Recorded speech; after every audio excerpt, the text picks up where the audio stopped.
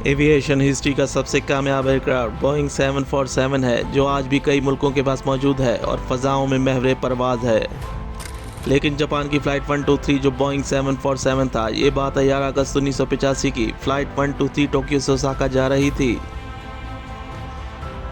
उस वक्त फ़्लाइट 123 में 524 पैसेंजर सवार थे। बोइंग 747 फुली लोडेड था। फ़्लाइट के कैप्टन मसामी टाका और फर्स्ट ऑफिसर युटाका साकी थे और फ्लाइट इंजीनियर हिरोशी फुटाका थे। फ्लाइट 123 डिपार्चर के लिए तैयार थी। 6:10 पर जहाज़ के डोर क्लोज होते हैं। यहाँ धीमी धीमी स्पीड में जहाज़ चलता हुआ रनवे 50L तक पहुँचता है। यहाँ कुछ सेकंड का स्टे करना था और फिर कंट्रोल टावर से ग्रीन सिग्नल का इंतज़ार, और फिर वो घड़ी जब फ्लाइट 123 अपने हौलनाक प्रवास के लिए रनवे पर तेज़ रफ्तारी के साथ उड़ान भरती है। टोक्यो से ओसाका का सफ़र तकरीबन 1 घंटा और 12 मिनट का है और कुछ देर बाद फ्लाइट 123 24,000 फीट पर थी। बज़ाहिर बोइंग 747 में कोई ख़राबी नहीं थी, लेकिन एक प्रॉब्लम जो कई महीनों से इस जहाज़ में मौजूद थी, जो कभी भी किसी इंजीनियर को नज़र नहीं आई, वो थी फ्लाइट 123 की टेल, जो इसका एक हिस्सा काफ़ी कमज़ोर हो चुका था, जो मज़ीद एयर प्रेशर को बर्दाश्त नहीं कर सकती थी। वापस आते हैं फ्लाइट 123 जो 24,000 फीट पर उड़ान भर रही थी।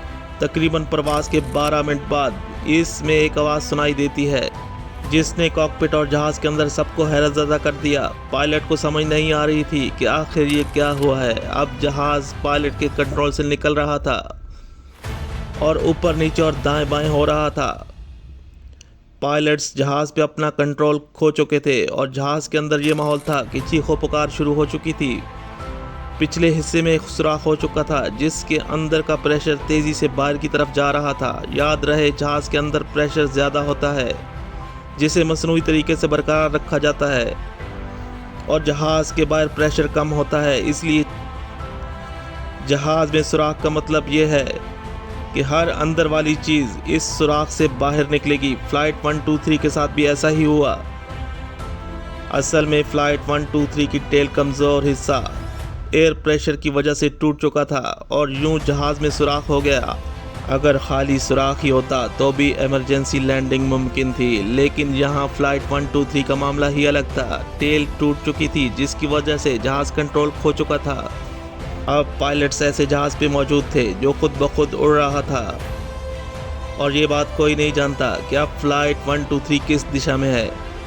जहाज़ के अंदर मुसाफिरों की तबीयत ऑक्सीजन की कमी की वजह से बिगड़ रही थी। 500 से ज़्यादा मुसाफिर अपनी मंजिल का ख्वाब लिए अपने मौत और ज़िंदगी की लड़ाई लड़ रहे थे। जहाज़ किसी के कंट्रोल में नहीं था। ऐसा इसलिए था क्योंकि इसी टेल की वजह से जहाज़ ऊपर नीचे और दाएं बाएं मोड़ना होता है। अब आप सोच सकते हैं कि जहाज़ के अंदर कितना ख़तरनाक माहौल था। पायलट्स का इतना ही कंट्रोल था कि वो इसमें इमरजेंसी की इत्तला कंट्रोल टावर को दे सकते थे। अब पायलट्स ने कंट्रोल टावर से इमरजेंसी लैंडिंग की इजाज़त मांगी, लेकिन इस जहाज़ में हाइड्रोलिक पावर 0 हो चुकी थी, जो ख़त्म हो चुकी थी। अब कुछ भी बाकी नहीं था। बहुत कुछ कदम के फासलों पर जहाज़ दाएं बाएं रोल हो रहा था। पायलट्स के पास इंजन ऑफ और ऑन करने का कंट्रोल था। अब पायलट्स ने अपनी आखिरी कोशिश लैंडिंग गियर खोलने की। खुशकिस्मती से लैंडिंग गियर खुल गए। अब जहाज़ की स्पीड कम हो रही थी। जब जहाज़ टोक्यो के पास पहुंचा तो नीचे आने के बजाय टोक्यो के पास एक पहाड़ी सिलसिला इस एरिया में दाखिल हो गया। अब जहाज़ 6,800 फीट की बुलंदी पर था। 6:54 पर जहाज़ में पायलट्स को ये कहते सुनाई देते हैं कि आगे पहाड़ हैं, और फिर इसके अंदर से इस तरह की आवाज़ें सुनाई दे रही थीं।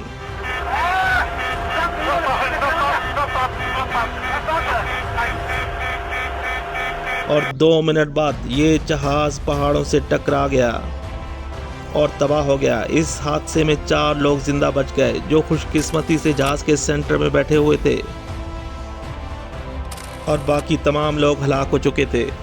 इन्वेस्टिगेशन रिपोर्ट में बताया गया कि 7 साल पहले इस जहाज़ की टेल लैंडिंग के वक्त रनवे से टकरा गई थी, जिसके बाद कई हफ्तों तक जहाज़ की रिपेयरिंग की गई, और इसी दौरान इंजीनियर से एक संगीन गलती हो गई। इन्होंने टेल को गलत तरीके से इंस्टॉल कर दिया था, जिसकी वजह से टेल साइड एक रिस्क थी, और वही हुआ।